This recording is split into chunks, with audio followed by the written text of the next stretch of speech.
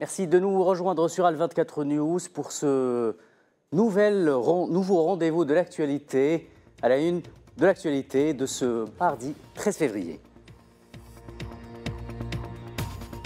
Pluie de bombes un peu partout à Gaza, massacres et exactions en tout genre, pas moins de 113 martyrs durant les dernières 24 heures au 130e jour de l'agression sioniste sur l'enclave palestinienne.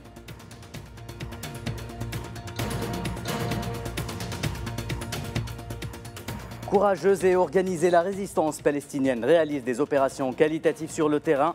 Au moins 2 officiers et un soldat éliminés dans les rangs de l'ennemi à Gaza.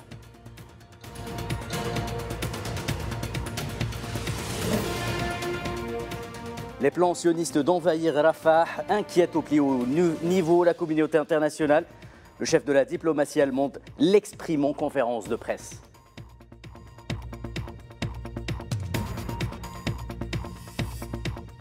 Le chef de la diplomatie algérienne, Ahmed Attaf, chargé par le président Abdelmajid Tebboune de le représenter aux travaux de la 44e session ordinaire du Conseil exécutif de l'Union africaine.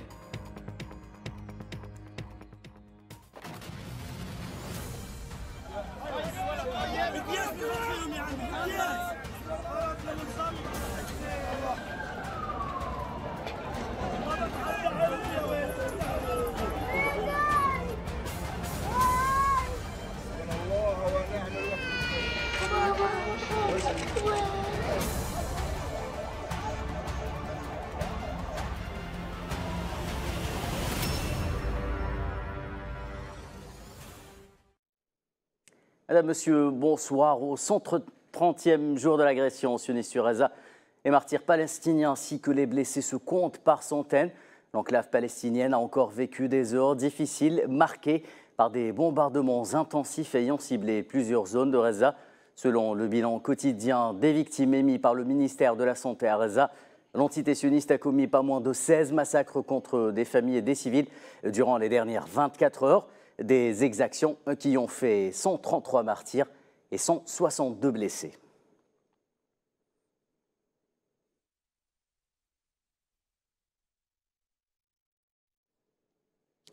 Et durant ces dernières 24 heures à Khan Younes, plus précisément au sud de l'enclave palestinienne de Gaza, au moins 2 personnes, dont un enfant, sont tombées en martyrs à la suite de raids opérés par l'aviation sioniste au niveau de plusieurs endroits de la ville.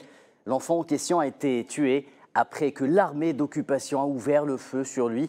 À l'entrée de l'hôpital Nassar, des incendies ont également éclaté à l'intérieur des écoles entourant le complexe Nassar, après que des obus ont été tirés pour forcer les personnes déplacées à quitter les lieux.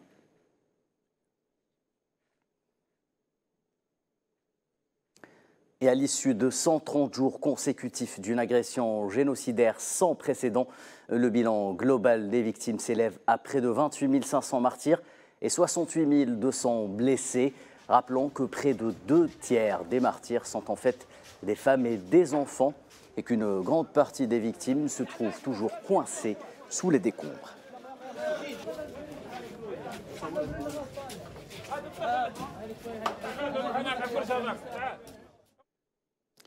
Et pendant ce temps, la résistance palestinienne poursuit ses opérations sur le terrain avec, comme à chaque fois, des cibles atteintes dans les rangs de l'ennemi. Cette fois-ci, la résistance a annoncé avoir éliminé un officier et 2 soldats sionistes lors de l'explosion d'un engin explosif dans un immeuble à Gaza. À noter que 2 autres membres de l'armée sioniste ont été grièvement blessés.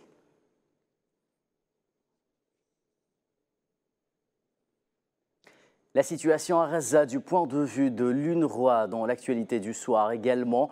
Philippe Lazzarini, patron de l'agence d'aide aux réfugiés palestiniens de l'ONU en Suisse, est arrivé pour une réunion avec des ambassadeurs des Nations Unies à New York consacrée à la situation au sein de l'enclave palestinienne. Lazzarini a déclaré mardi que le démantèlement de l'UNRWA serait un désastre. Il a d'ailleurs réclamé une enquête après la fin de l'agression sioniste sur Gaza au sujet des attaques contre la population et les installations onusiennes menées par l'occupation sioniste.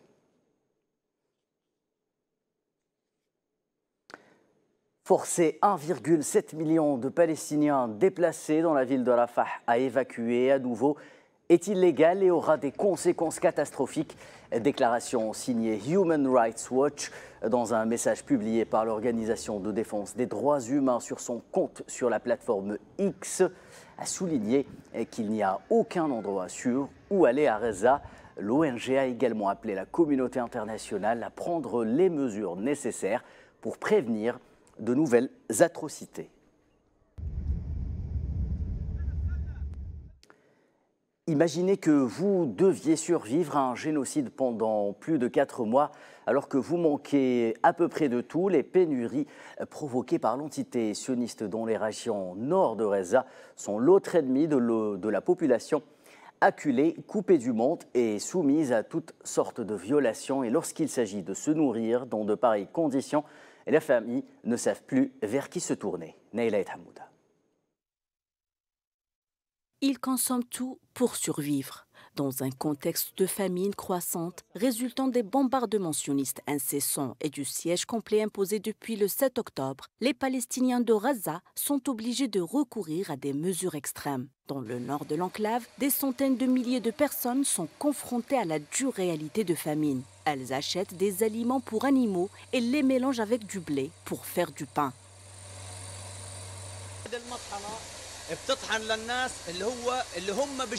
Quoi que les clients nous apportent, nous le voyons pour eux. Récemment, beaucoup de gens sont venus avec de grands sacs et quand j'ai demandé ce qu'il y avait dedans, ils m'ont répondu que c'était de la nourriture pour oiseaux.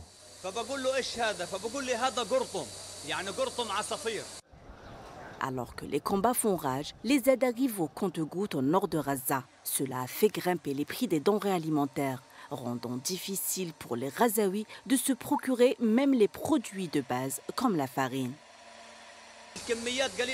Il y a très peu de céréales disponibles sur le marché et les prix sont très élevés. Peu de temps après le déclenchement de la guerre, le prix de l'orge a grimpé jusqu'à 8 shekels le kilogramme. Aujourd'hui, le prix est passé à 25 shekels le kilogramme.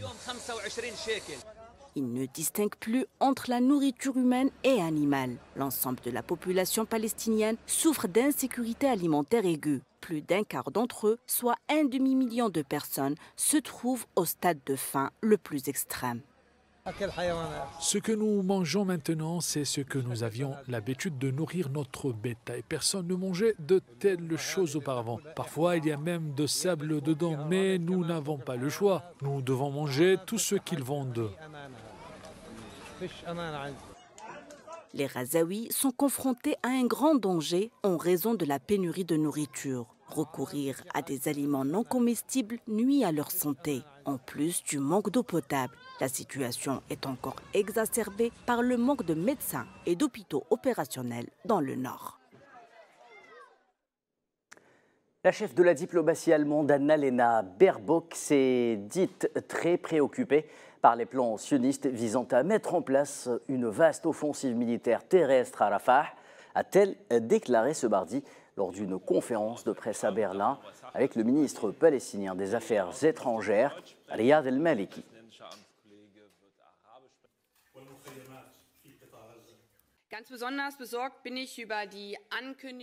Je suis profondément préoccupée par l'annonce par le gouvernement israélien d'une vaste opération militaire terrestre à Rafah. La construction de colonies en Israël est illégale. Quiconque est présent peut constater par lui-même à quel point cela représente un énorme revers pour la solution à 2 États.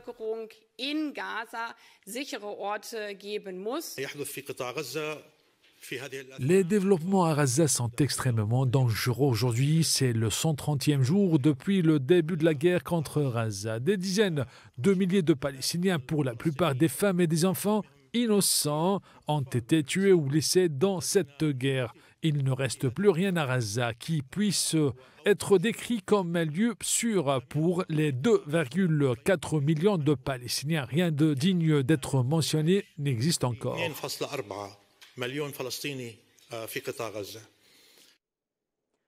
Pas de stabilité au Proche-Orient sans un État palestinien. Les propos du chef de la diplomatie russe, Sergueï Lavrov, lors d'une conférence de presse à Moscou, sonnent comme une évidence. Lavrov qui a, dans le même temps, déclaré mardi que le projet sioniste d'investir militairement à Rafah ne contribuerait pas à la stabilisation de la situation dans la région.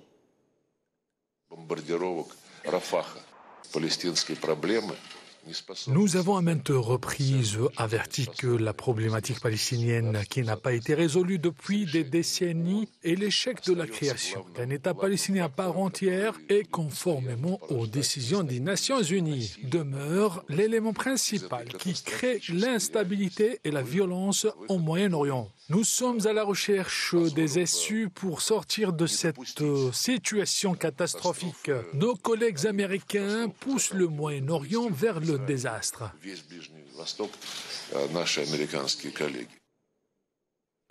Et les multiples agressions sionistes contre la Palestine, mais également contre certains pays de la région, sont source de tensions au Proche-Orient. Le secrétaire général de la Ligue arabe, Ahmed Aboulghait, a déclaré que l'entité sioniste attise justement ces tensions dans toute la région. On l'écoute.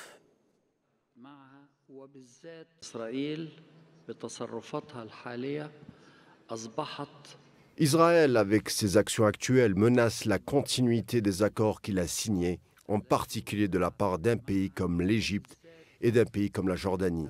La pensée israélienne de forcer le transfert des Palestiniens hors de leurs terres, que ce soit à Gaza ou en Cisjordanie occupée, ainsi évacuer cette arène, est pour le peuple israélien. Cela signifie faire face à 1000 ans à venir et dont ils doivent raisonner et se retirer de ces politiques. Je crois que c'est nécessaire et vital, voire quotidien. Il est important que les États-Unis ordonnent à Israël de mettre fin à ces politiques, sinon le Moyen-Orient s'enflammera d'une manière sans précédent.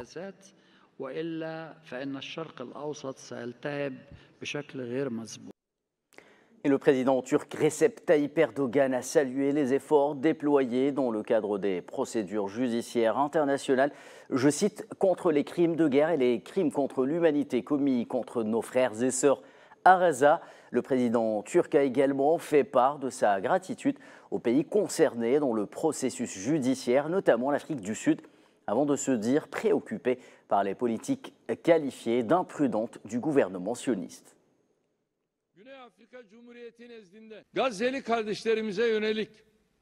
Nous soutenons les mesures prises dans l'arène juridique internationale pour poursuivre les crimes de guerre et les crimes contre l'humanité commis contre nos frères et sœurs à Gaza. Je voudrais remercier tous les pays, en particulier nos frères et sœurs africains, qui ont pris l'initiative de rendre justice et la justice de la République d'Afrique du Sud. Je constate que les politiques irresponsables, imprudentes et impitoyables de l'actuelle administration israélienne alimentent l'antisémitisme dans le monde entier, ce qui me perturbe et me préoccupe vraiment au nom de l'humanité. Et autre réaction au sujet de la situation à Rafah, celle de la Chine en l'occurrence. Pékin appelle à la fin de ce qu'elle qualifie d'opération militaire sioniste à Rafah dès que possible. La diplomatie chinoise met en garde contre une catastrophe humanitaire si ces opérations se poursuivent. Un porte-parole du ministère chinois des Affaires étrangères a déclaré mardi que la Chine suivait de près la situation dans la région de Rafah. Elle s'opposait et qu'elle condamnait les actions qui nuisent aux civils et violentent le droit international.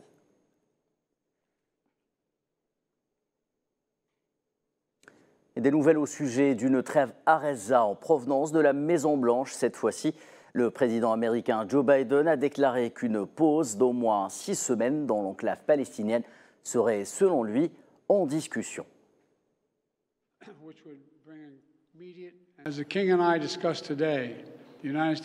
Comme le roi Abdallah II de Jordanie et moi-même en avons discuté aujourd'hui, les États-Unis travaillent à un accord sur les otages entre Israël et le Hamas qui apporterait une période immédiate et durable de calme et de bien à Gaza pendant au moins 6 semaines, ce qui nous permettrait ensuite de prendre le temps de construire quelque chose de plus durable.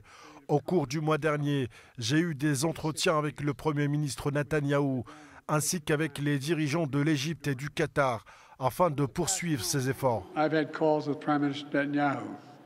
As well as the leaders of Egypt and Qatar. Et direction la Cisjordanie occupée à présent, où le jeune Mohamed Selmi est tombé en martyr sous les balles des forces d'occupation. Lors d'un nouveau raid, le jeune Palestinien se trouvait dans son véhicule lorsque l'armée d'occupation a pris d'assaut la ville et n'a pas hésité à le prendre pour cible. Cisjordanie toujours, les forces d'occupation sionistes poursuivent leur acharnement contre le camp de Jénine, qui a une nouvelle fois fait l'objet d'une incursion. L'occupation a en effet employé les grands moyens, véhicules militaires et bulldozers assistés par des drones de reconnaissance ont pris d'assaut la ville de Jénine dès l'aube. Des affrontements ont par ailleurs éclaté entre des jeunes Palestiniens et les forces d'occupation près de l'entrée de la ville.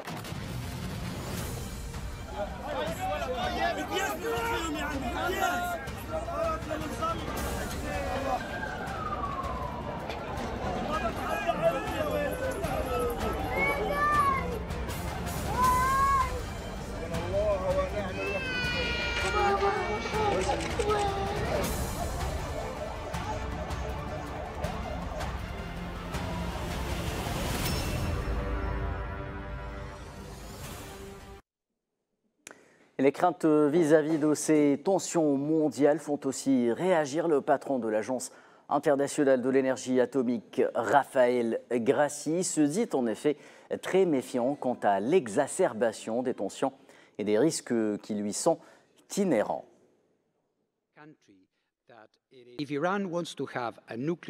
Si l'Iran veut avoir un programme nucléaire comme il l'a fait, il le peut et à juste titre. Cela ne pose aucun problème.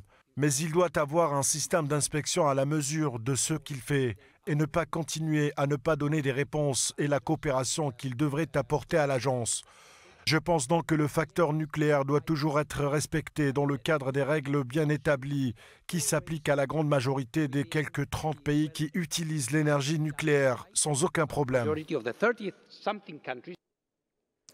Dans l'actualité africaine, le président algérien Abdelmajid Tebboune a déclaré que l'Algérie créera en 2024 plusieurs zones franches avec les pays du voisinage, à commencer par la Mauritanie, puis les pays du Sahel, le Mali et le Niger, en plus de la Tunisie et de la Libye.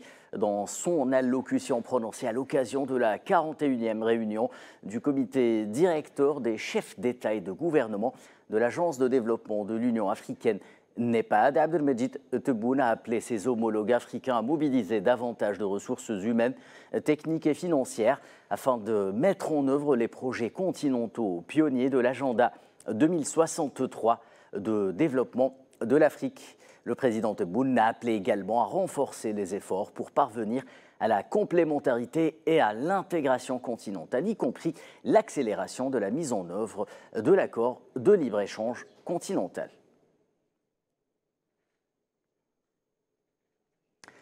Chargé par le président Abdelmajid Tebboune, justement, le chef de la diplomatie algérienne Ahmed Attaf est arrivé ce mardi à la capitale éthiopienne Addis Abeba pour participer aux travaux de la 44e session ordinaire du Conseil exécutif de l'Union africaine, prévue mercredi et jeudi.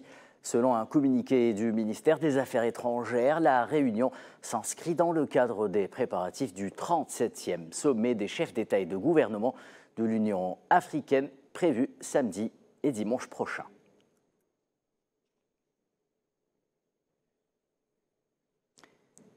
Et à 2 semaines de la tenue du 7e sommet du Forum des pays exportateurs de gaz, l'événement s'annonce comme une étape importante dans la quête d'une coopération énergétique plus étroite entre les pays membres.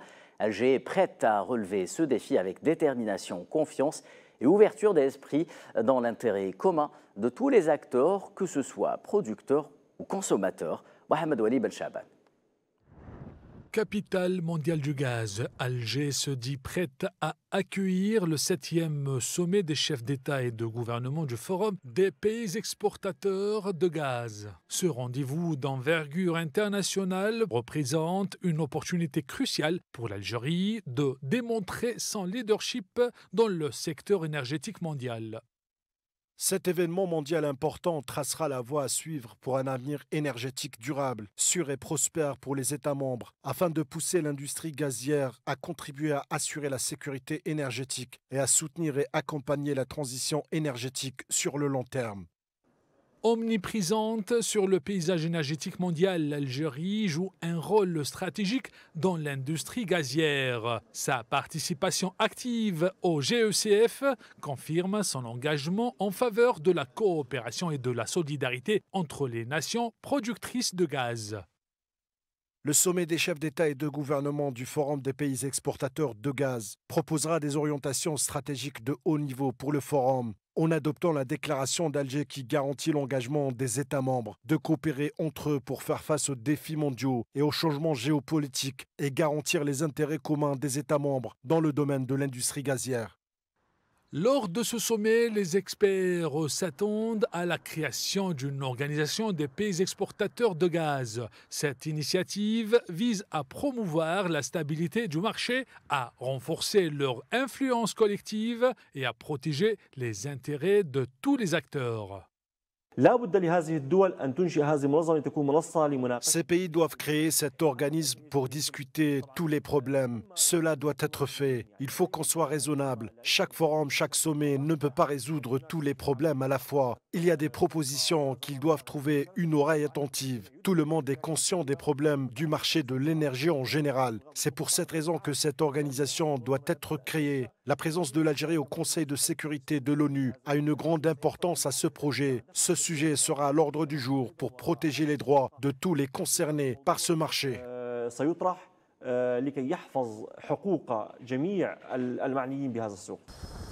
Ce sommet revêt une importance particulière à un moment où les défis énergétiques et environnementaux exigent une collaboration internationale accrue. Les discussions porteront sur une gamme de sujets allant de la sécurité énergétique à la transition vers des sources d'énergie plus durables.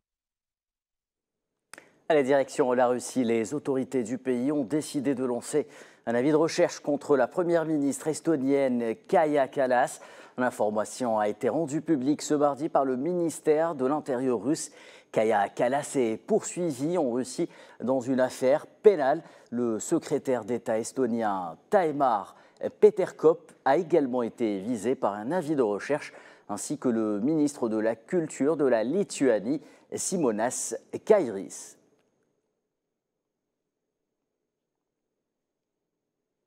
Russie toujours, le Kremlin a mis en garde l'Occident contre des poursuites judiciaires en ce qui concerne les affaires d'expropriation d'actifs. L'Union européenne a pour rappel annoncé lundi avoir adopté une loi visant à mettre de côté les bénéfices exceptionnels réalisés sur les actifs gelés de la Banque centrale russe, ce qui constitue selon Bruxelles une première étape concrète vers l'objectif du bloc d'utiliser cet argent pour financer la reconstruction de l'Ukraine.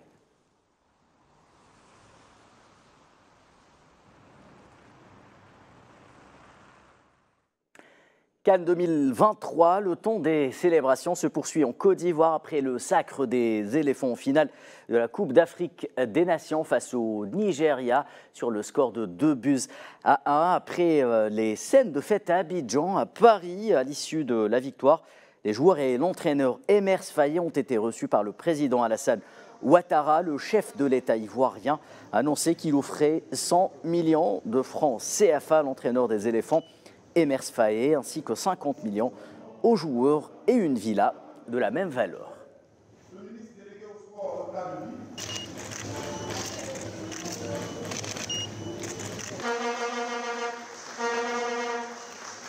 pilote national et dont les distinctions seront remises par Madame la Présidente.